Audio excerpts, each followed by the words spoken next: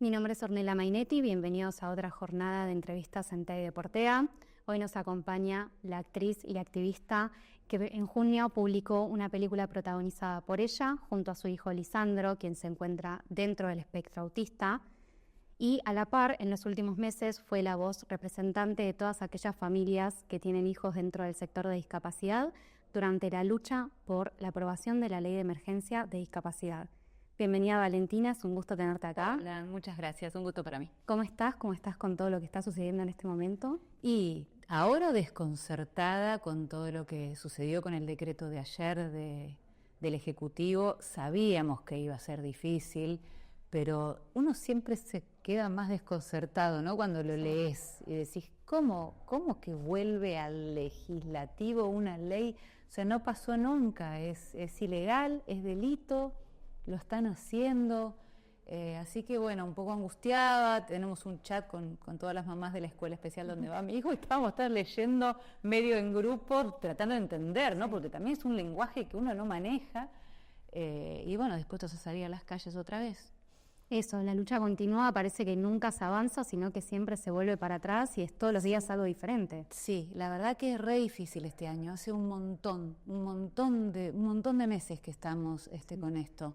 Ya lo del veto fue un tortazo, ¿no? Y volvió a diputados, lo logramos, volvió a senadores y ahora esto, pero bueno, y estamos confiando en el legislativo. Ahora me parece que yo tengo confianza en que los diputados, los senadores avancen con la moción de censura al jefe de gabinete, porque es ilegal lo que está haciendo. Y bueno, y la denuncia de Paulón, la denuncia penal que hizo a Milei y al ministro de Salud también, son las herramientas que tenemos, y nosotros en la calle. Sí, obvio. ¿Y hubo en algún momento este quiebre donde vos dijiste, me voy a poner un poco la pechera de las familias en representación para usar mi voz frente a toda esta causa? No, vos sabés que no. Fue sucediendo. La verdad que mi hijo tiene 17 años, o sea, yo fui a un montón de marchas a favor de los derechos de mi hijo, en todos los gobiernos. Aparte, 17 años ya pasé por todos los gobiernos, todos los colores. Y yo estaba. Lo que pasó este año es que hubo muchas, bueno, ya desde el año pasado, y nos empezamos a conocer.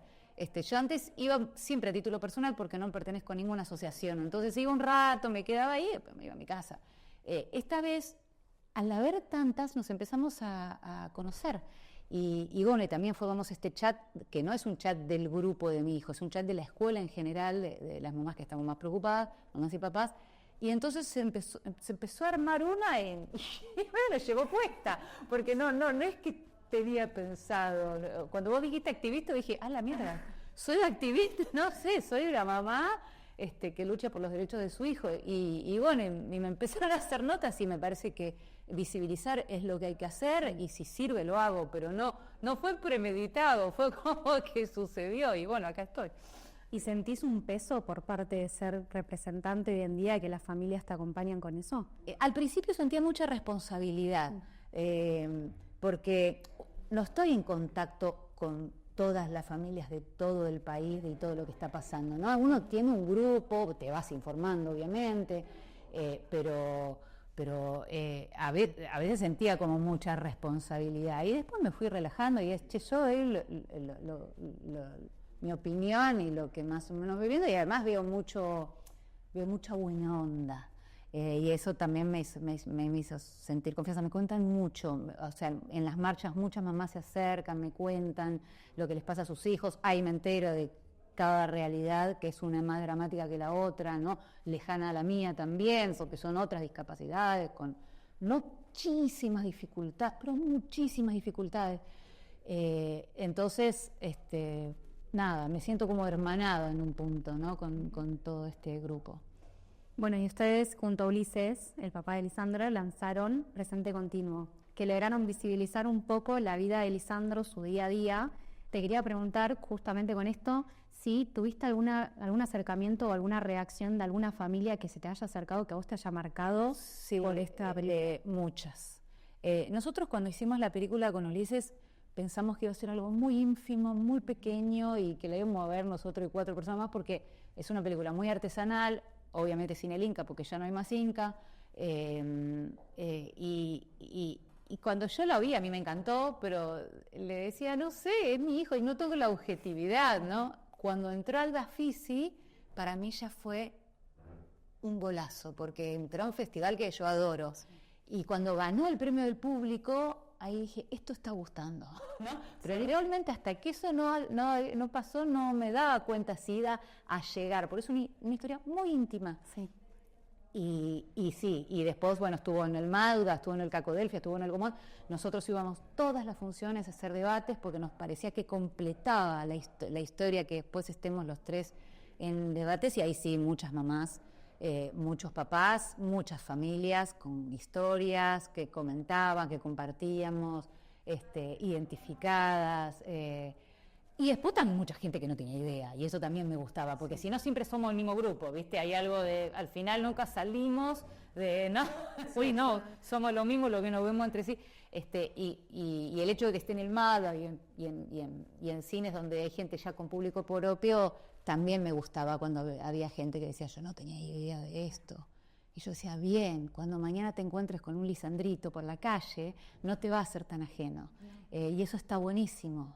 No era el objetivo de la peli, pero está buenísimo que suceda. No, y además hay como todavía un tabú sobre la discapacidad que mucha gente dentro de la ignorancia no entiende o tampoco le interesa investigar tanto. ¿Sabes lo que pasa? Yo siento que es un fantasma. Nadie quiere tener una discapacidad.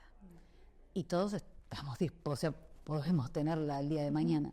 Y nadie quiere tener un hijo con discapacidad, salvo que adoptes y que sea algo como pensado. Y la gente cuando planea tener un hijo no pensás que sea sano, no pensás que, o sea, no, eso te sucede. Y cuando te sucede, lo enfrentás. Y entonces yo creo que hay mucho miedo. Hay algo por eso nosotros queríamos hacer una película luminosa también, sin romantizar y caer en el otro extremo, también hacer una peli luminosa, porque en un punto nos queríamos acercar también porque sé que no se quiere ver, y por no ver mejor lo ignoramos, ¿no? Y lo que pasó este año, no solo con la peli, es que nos hicimos ver. Sí. Y en las marchas estaban personas con una discapacidad que vos veías y qué complicada la tienen. Y hay que hacerse ver. Sí. Es que ahí uno se da cuenta de lo privilegiado que es en esta vida. Exactamente. Porque hay mucha gente que lo tiene tan difícil, y en la ignorancia, el no querer ver. Y el no querer ver, sobre todo, ¿verdad? Sí. No te informás porque no querés ver, porque no querés saber nada, es algo que a mí no me pasa, no me interpela. Exactamente, ¿no? Sí. Y da miedo, porque da miedo la discapacidad, porque te enfrentas a una vida con muchas adversidades, y según el grado de apoyo que necesite la discapacidad, más adversidades que otras, ¿no? Sí. Pero lo que yo sí entendí es que nos tenemos que hacer ver. Sí. Bueno, vos en varias entrevistas contaste que este proyecto en realidad empezó en 2020 como una manera personal de documentar la adolescencia y el crecimiento de Lisandro. ¿Cómo fue ese cambio de decir, bueno, sabes que si lo vamos a publicar, por más de que sea independientemente, que después llegó al nivel que está hoy, pero cómo fue, qué sensaciones te dio ese momento? Mira, a mí la idea me la trae Ulises Rosell, que es el papá, sí. Y él dirige cine independiente hace años. Está muy acostumbrado a dirigir en la adversidad, con problemas. Como siempre cuando haces cine independiente, y en dificultad. Me gusta, es más. O sea, si se le presenta un proyecto sin dificultades, se aburre. Entonces, cuando me dice, quiero filmarle a Lisandro, no me pareció raro, porque dije, obvio. Obviamente. Padre que le gusta la dificultad, niño lleno de dificultades, hermanados. Pero a mí sí me parecía un poco arriesgado por la exposición, porque una cosa es hacer un reel en un Instagram y otra cosa es mucha exposición, es mi trabajo más expuesto. Y lo hablamos y yo confié en él. Hace buenas pelis. Y dije, esto va a ser... Incluso él decía, por ahí es un corto, por ahí es algo para nosotros. No sé si va a ser una peli. O sea, siempre estábamos, vamos a ver si hay una peli. Por ahí no hay una peli. Pero ¿cómo nunca nos vamos a arrepentir de haber filmado a Lisandro? Y eso me entusiasmó. Fue con nuestra plata, no teníamos ninguna presión de nada. O sea, más independiente imposible. Le hicimos en los tiempos libres que íbamos teniendo cada uno. Y siempre muy... queriendo que Lisandro la pase bien, ¿no? Como que esa fue la premisa, no vamos a meterlo a Lisandro en una situación que lo incomode, o sea, Lisandro tiene que ser feliz. Y entonces lo llevábamos a lugares, ¿no? donde la pasaba bien y fue una experiencia hermosa. Sí, vos comentabas que toda la grabación fue según los tiempos y los límites de Lisandro. Sí. ¿Eso los ayudó a entender un poco más como familia, cómo acompañarlo en los últimos años? ¿Hubo ahí algún descubrimiento? Yo creo, la película fue increíble. Yo creo que trascendió, sí, sin lugar a dudas trascendió la peli lo que nos pasó a nosotros. Nosotros estamos separados hace muchos años, pero bueno, somos una familia. Imagínate con un hijo con discapacidad, estás todo el tiempo hablando, yendo a estás reuniones en la escuela. Y esta película nos conectó con algo alegre, porque a los dos nos gusta mucho nuestro trabajo. Y esto alegre, Lisa lo percibió. Porque Ulises estaba filmando, que adora filmar, yo estaba actuando, que adoro actuar, y Lisandro estaba con nosotros, que adora estar con nosotros. Entonces fue hermoso el proceso. A él no le importaba la cámara, no le importaba nada.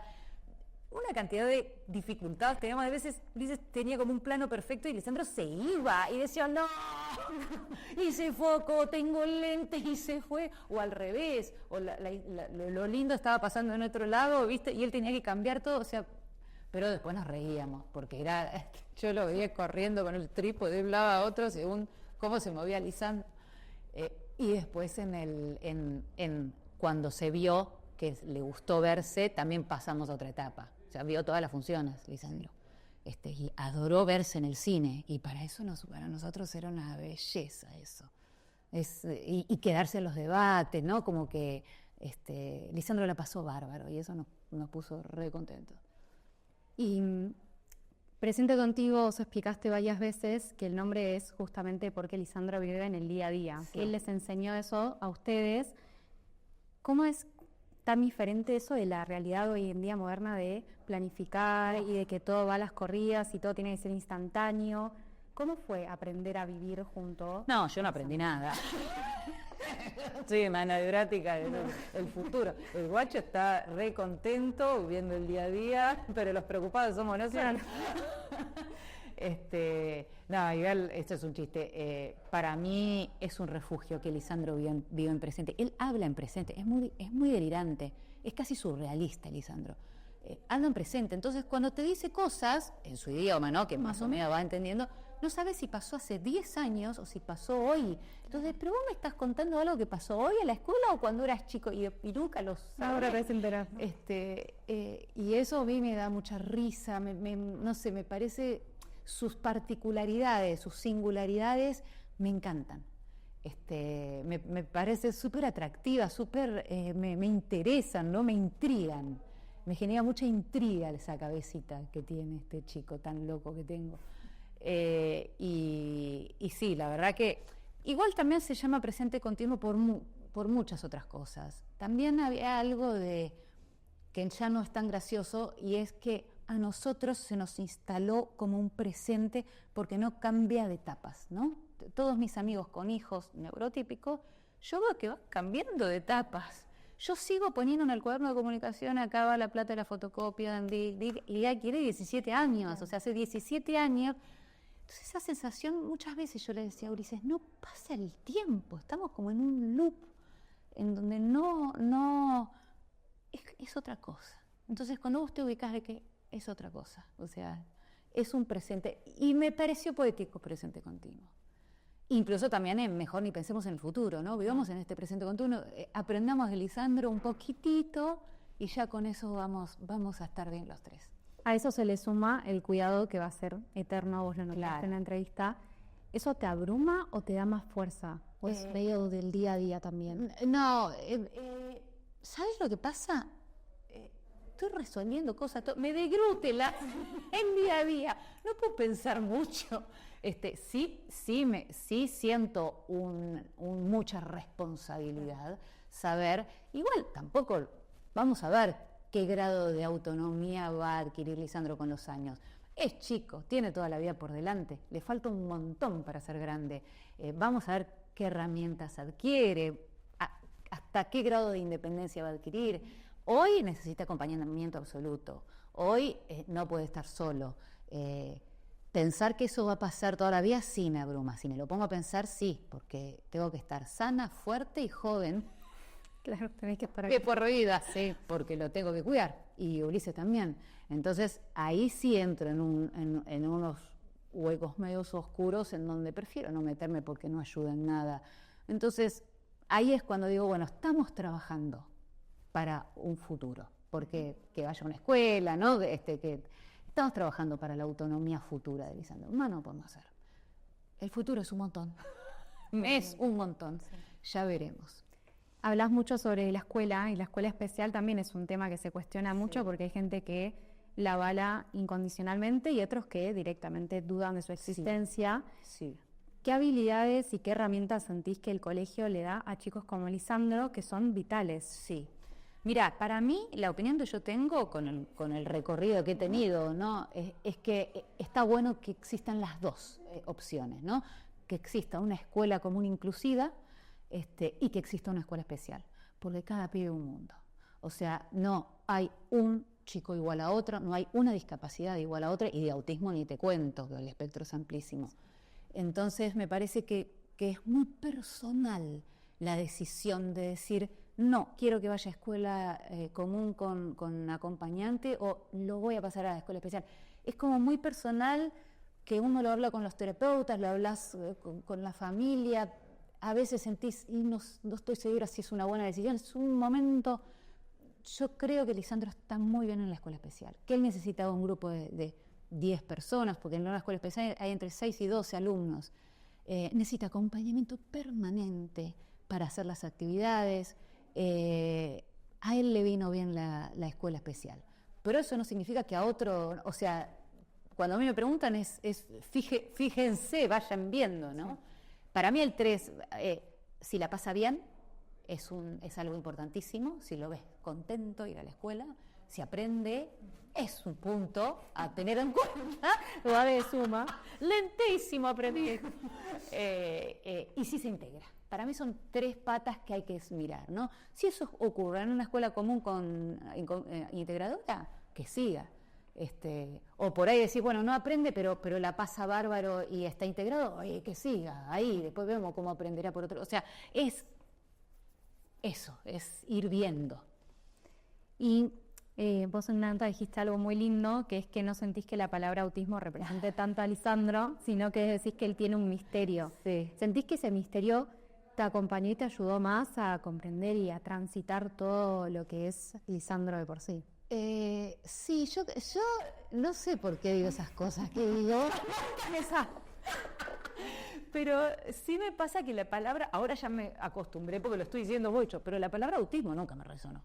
Es muy rara, o sea, es autismo. No estudié nunca sobre autismo, no me puse a investigar porque me daba miedo, porque el espectro es tan amplio que me da miedo que le pase todo eso junto a Lisandro. Claro.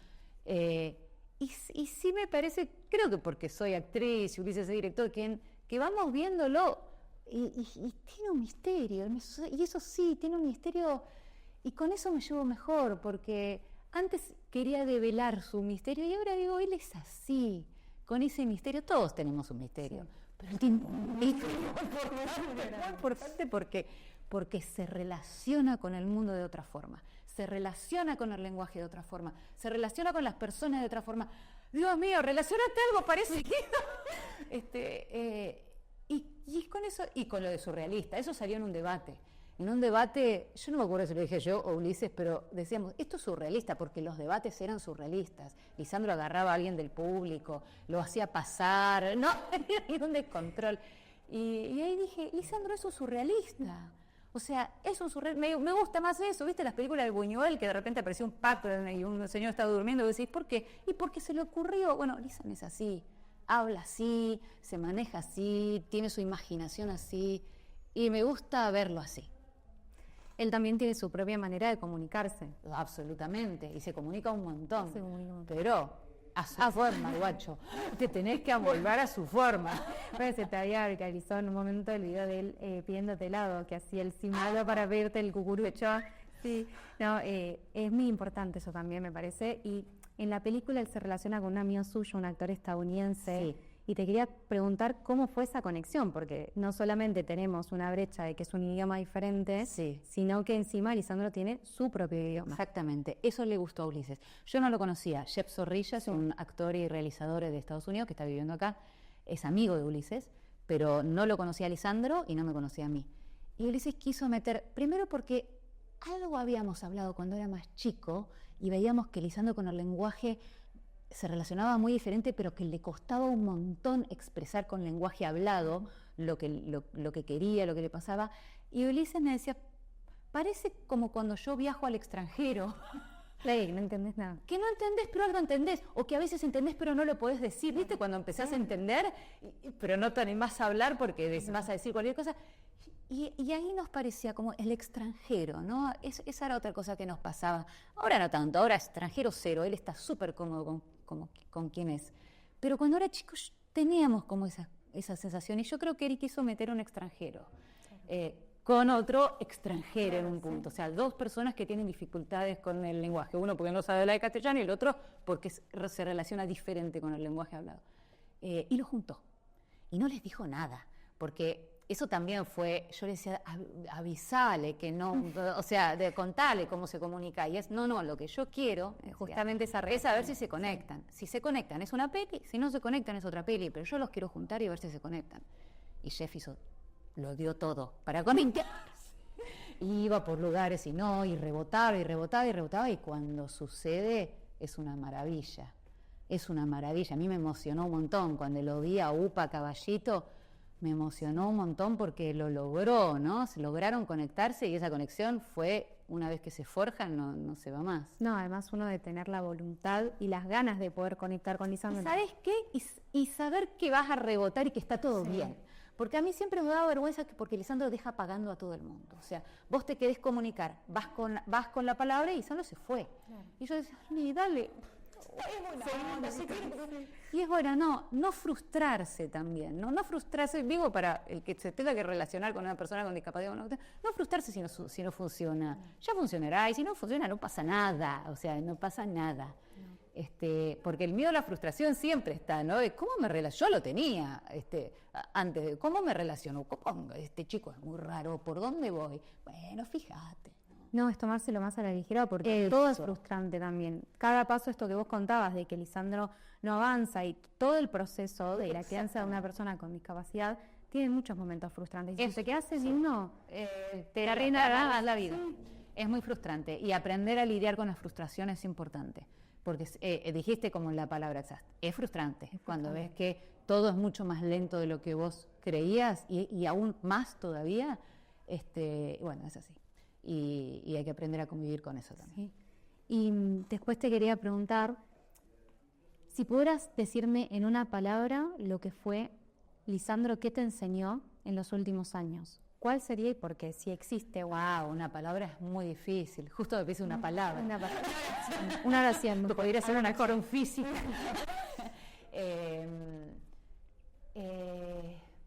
No, porque si digo paciencia me suena feo, porque la paciencia es no me gusta, pero algo parecido a la paciencia, ¿no? Me enseñó a que a que las cosas no son siempre, las cosas salen diferentes. Las cosas siempre salen diferentes. No puedes planear nada, no planees nada, porque va a ser diferente. Y amigarse con eso está bueno. Lo que pasa es sí, amigarse con la incertidumbre también, ¿no? También me enseñó a amigarme con la incertidumbre. Y el amor. El amor incondicional. Incondicional. Creo que ahí, si es una palabra, si tengo que elegir una palabra, es el amor. Yo no sabía que se podía amar tanto a una persona. Hablemos un poco sobre la ley de discapacidad. Uh-huh. En este momento que retrocedió un paso para atrás, ¿qué es lo que más se defiende? ¿Qué es lo que más se plantea? Si vos pensás que hay algo que todavía no está ahí que estaría bueno sumar en un futuro. Mira, la ley de emergencia en discapacidad, lo dice el nombre, es una ley de emergencia. No es que vamos a estar genial. En estos momentos se tendría que estar hablando de otra cosa, o sea, de cómo la educación más inclusiva, de un montón de derechos que todavía no están adquiridos, pero como retrocedimos tanto, ahora lo que se está pidiendo es estar mal como hace 2 años. Sí. Eso básicamente se está pidiendo. el sistema de prestaciones básicas, que es el sistema de cuidados para las personas con discapacidad, se está desmoronando. Y lo que viene a hacer esa ley es a que no se desmorone. Entonces, ¿qué sería que no se desmorone? Que las escuelas especiales, que los centros de día, que los hogares albergan a personas con discapacidad que no tienen dónde ir. O sea, que si cierra un hogar, van a la calle. Que los SET, que todas las instituciones, los transportistas, puedan seguir trabajando, no cierren sus puertas. Porque aumenta el arancel, el nomenclador único que fija el Estado, aumenta el arancel, entonces...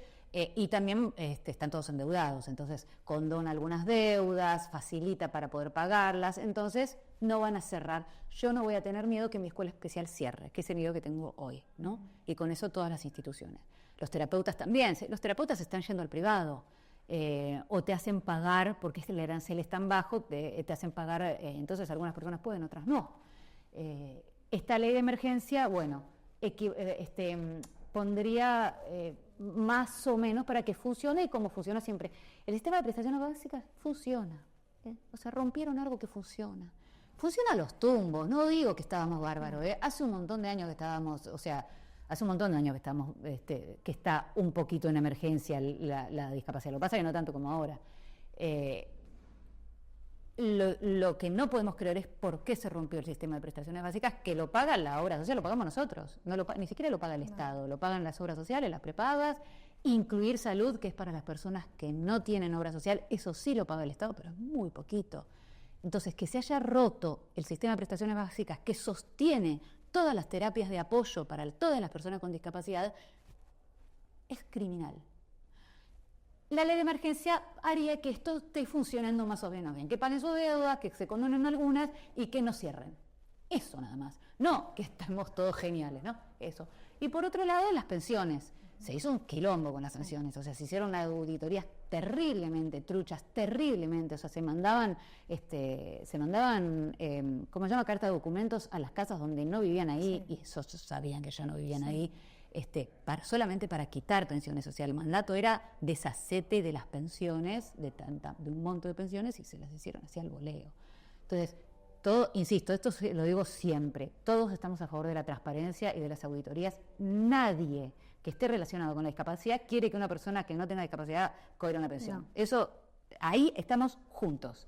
Ahora, auditorías transparentes, no auditorías truchas. Auditorías con el fin de que las personas tengan su pensión, no de sacárselas. Bueno, la ley de emergencia ordena las pensiones por discapacidad. Básicamente esas dos cosas hace. Y los talleres protegidos. Los talleres protegidos son las personas con discapacidad que van a trabajar de lunes a viernes, 4 horas, panadería, herrería, carpintería, cobran 28.000 pesos por mes. Por mes. Van a trabajar 4 horas. Bueno. Se ordenaría también el tema de los talleres protegidos. Eso hace. Después hay un montón de cosas que tenemos. Las personas con discapacidad que tienen derecho a trabajar, que no consiguen trabajo, que el cupo laboral no se respeta. O sea, hay un montón de cosas. Pero la ley de emergencia es eso, es emergencia, es sobrevivir, ¿no? Que no cierren, que no se desmorone el sistema de prestaciones básicas, que es tan importante y que es tan un ejemplo. Porque realmente nuestro país era un ejemplo. La ley esa está muy bien y si bien, insisto, a veces se cumple mal, o sea, siempre hay que estar pataleando, a veces los aranceles también eran bajos, o sea, funcionaba, o sea, había que mejorarlo nada más, no destruirlo.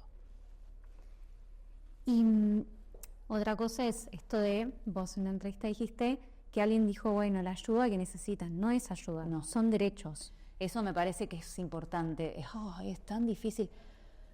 Hay algo que entró en la sociedad y que me parece peligrosísimo, y es eso, y es que lo que decía Españolo, ahora tan cuestionado, de es un asunto de las familias. Tener una persona con discapacidad no es un asunto de las familias, somos un país. Y si somos un país, somos una comunidad. Entonces, es como retroceder a la época de las cavernas, decir que si vos tenés una persona con discapacidad, arreglátelas vos. No, vivimos en este país, somos una comunidad, todos pagamos nuestros impuestos para poder eso. Si de repente tienes una enfermedad grave, que te puedas curar o sea, que no te mueras, que te puedas curar, y lo mismo si tienes una discapacidad. Son derechos adquiridos. Eso se rompió. Y la verdad que es tristísimo tener que volver a decirlo, pero hay que volver a decirlo. Sí. Además, yo creo que mucha gente, no, volviendo a esto de lo que lo quieren ignorar, no entienden la cantidad de cosas que hay detrás de los cuidados de una persona que tiene discapacidad. Sí. Que los colegios reciban y los transportistas tan poco, y ellos siguen estando porque ellos saben, y además el amor que le transmiten, porque los colegios especiales están llenos de personas que transmiten y que tienen un amor y una profesión que aman, y que ellos no tienen ganas de irse al privado y de pedir, y porque ya saben que las familias tienen un hijo con discapacidad con el cual te lleva un montón de tiempo y de peso, como para encima sumarles esta preocupación. Tendría que ser un lugar que te saque peso, no que te sume. Absolutamente, absolutamente. Las escuelas especiales, los terapeutas, estudiaron por vocación, y se ve eso. Yo cuando era muy chiquito, Lisan, iba a muchas terapias, a muchas. Y yo los veía, los terapeutas, que salía uno y entraba otro, salía uno y entraba otro, y él le ponen cuerpo, le ponen energía a la comunicación. O sea, que es difícil, cada pibe se comunica diferente y ellos van, y después viene otro, y le vuelven a poner el cuerpo, y le vuelven a poner energía. Te juro que yo decía, me sentía, siendo actriz, me sentía como, ay, que me elegí la profesión, porque realmente mucho trabajo. Y yo decía, ¿está todo el día así? O sea, sale uno, entra otro, sale. Realmente se merecen un montón, y sobre todo son personas con las que cuando la pegás, cuando son terapeutas, cuando la pegás con los terapeutas, es un alivio, porque son personas con quien vos podés hablar cuando no sabes qué hacer con algún problema conductual de tu hijo.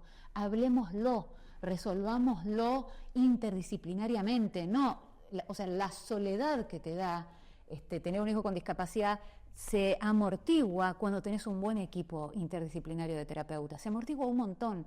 Que te quiten eso es de una crueldad. Y yo hablo de autismo.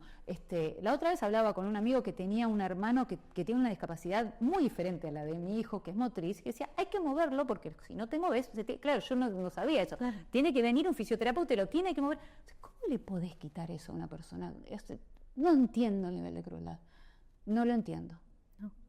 No, es que justamente es la soledad que sentís, porque por más de que hay una comunidad, no deja de ser esto que vos nombrás, de que cada chico tiene sus cosas, cada chico tiene su discapacidad, pueden estar dentro del mismo espectro, pero es gigante, cada uno necesita diferentes cosas. Entonces la vocación que ellos tienen para poder estar ahí para cada caso, que se saquen eso. Vos sabés que a mí, en un momento, Lisandro tuvo problemas conductuales, fue un año muy difícil, hubo un año que fue muy difícil. A cada rato la escuela nos llamaba, tenía reuniones, y yo me acuerdo, hace 35 años que está la escuela, ¿no? Instituto de Infancia se llama, hermosa. Y yo le decía, hace 35 años que trabajan, ¿cuántos Lisandros pasaron por esta escuela? Díganos ustedes qué hacer. Y ahí la directora me dijo algo que me quedó grabado, me dijo, no, esto es artesanal. Cada chico un mundo. Nosotros lo único que podemos hacer es juntarnos con la familia, con los demás terapeutas, entre nosotros, y pensar juntos qué hacer con Lisandro. No hay fórmula. Y cuando la directora me dijo eso, que para mí era, bueno, obviamente saben, hace mucho. No, sí, porque saben, me dijeron, no lo sé. Es artesanal y hay que ir buscándole la vuelta. Entre terapeutas, entre colegio y entre familia. No hay otra vuelta. Entonces, que se rompa eso es mortal. Porque esta otra cosa que decimos, lo que no tienen hoy no se recupera. No. Entonces los apoyos se necesitan para hoy. Si no, es tarde. ¿Cuáles crees que que en este momento son las necesidades más importantes y por qué esta lucha va, ¿no? Entonces, ¿qué es lo que sí o sí necesitamos en este momento? Que la ley siga, que la ley se apruebe y se ponga en funcionamiento para poder ayudar y darles una vida digna a las personas. Es lo que vos decís, las personas con discapacidad no están teniendo una vida digna. Y todos tienen derecho, las personas con discapacidad y sus cuidadores, a tener una vida digna. Y si no pueden ir a sus apoyos, ¿no? Sus terapias de rehabilitación o las que necesiten, no tienen una vida digna. Si no pueden adquirir el transporte que los lleve a esas terapias, no tienen una vida digna. Ni las personas con discapacidad ni sus cuidadores. Y lo que estamos pidiendo es tener una vida digna.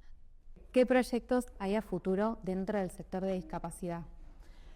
Mirá, ahora sobrevivir. Sí, no, pasar el día a día. Es lamentable. Estamos muy choqueados con el decreto de ayer y lo que nos pasa es que ahora empezamos a juntar los papeles para el año que viene. Porque en noviembre, diciembre tenés que presentar a la obra social toda la documentación para que te la revisen, la acepten y tu hijo el año que viene pueda ir a las terapias seculares. No sé si va a haber escuela, no sé si va a tener terapias, no sabemos nada, entonces ¿qué papel lleno? Y después también la pregunta de me tiro de cabeza y me voy a particular sabiendo que no sé si voy a tener yo trabajo, no porque todo está desmoronado. Y entonces estamos en un momento en donde yo pienso muy en lo inmediato, ¿viste? Cuando vos me preguntabas lo del futuro, que no pienso mucho, no pienso porque no tengo tiempo, ¿no? O sea, yo tengo que pensar, ¿qué voy a hacer mañana? Porque la otra vez alguien me preguntaba, ya no me acuerdo quién, de esto de que nos pasa a los padres, de que la pregunta es ¿qué va a ser de nuestro hijo cuando nosotros no estemos? ¿No? Es como una pregunta que tenemos todas las personas que tienen hijos con discapacidad, porque según el grado de autonomía que logren, si no está mamá y papá, ¿dónde van a ir a parar? Es una pregunta. Pero yo estoy pensando ¿qué va a ser de mi hijo y de su calidad de vida mañana? O sea, ya esa pregunta me parece como un montón especialista. ¿Qué va a hacer mañana si cierra la escuela? Y también de mi calidad de vida, porque también hay algo que hablamos, ¿no? De esto de la soledad, de cuando no tenés las terapias de apoyo, y del tiempo. Si mi hijo no tiene escuela, yo no puedo trabajar, porque hay algo de que es lindo irse a trabajar sabiendo que tu hijo, ahora mi hijo está en la escuela, está bien cuidado, y yo puedo estar acá haciendo esta nota, como voy a un ensayo. Si eso se derrumba, ¿qué hacemos? O sea, creo que está en inmediato, lo que pasa es que ya no tengo ni tiempo de la pregunta existencial de la que entonces el proyecto es que el legislativo haga lo que tenga que hacer y que el ejecutivo cumpla la ley de emergencias, así. Y nombraste tu profesión, nombraste tu trabajo. ¿Tenés algún otro proyecto a futuro ahora después de Presente Continuo? Bueno, ahora estamos muy a full con la película. Sí. La película ya no está más en cartel, pero estamos viajando un poco, recorriendo el país, muy contentos porque llevarla también a otro lado, si bien es un quilombo logístico importante, estoy a la puteada a veces, porque o va Ulises o voy yo, alguien se queda cuidando del examen, es hermoso, y después va a estar en una plataforma. Y eso nos dio una alegría. Bueno, todavía no puedo decir en cuál, pero en un par de meses ya se va a poder ver en plataforma y eso va a hacer que se abra, ¿no? a toda la gente que lo pueda ver, que siempre fue nuestro objetivo. Así que ahora estoy muy a full con eso y con la obra Los Gestos Bárbaros, que es una obra que estuvimos hasta el mes pasado en el Borges, en el Centro Cultural Borges. Tenemos intención de seguir, es una obra independiente, alternativa, así que la hacemos cuando podemos todos y tenemos muchas ganas de terminar el año haciendo Los Gestos Bárbaros. Para mí va a ser un aire fresco, un poquito de aire fresco en este año tan difícil. Bueno, Valen, muchísimas gracias por venir y por regalarnos un poco de tu tiempo. No, por favor. Así que muchísimas gracias.